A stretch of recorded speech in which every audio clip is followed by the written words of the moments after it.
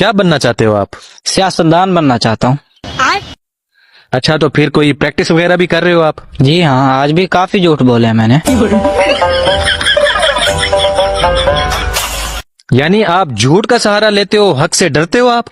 नहीं जी, हक से मैं नहीं डरता, हक मैं बहुत मारता हूँ।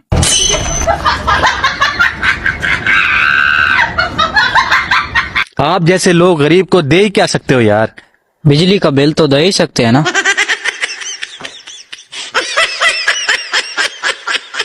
अफसोस का मकाम है, वैसे आपको गरीब परवर होना चाहिए था।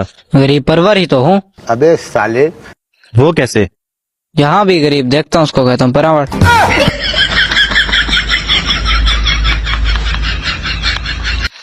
अगर आपका यही रवैया रहा तो आपको हल्के से एक वोट भी नहीं पड़ेगा। हल्के का वोट चाहिए भी नहीं, तगड़े का चाहिए।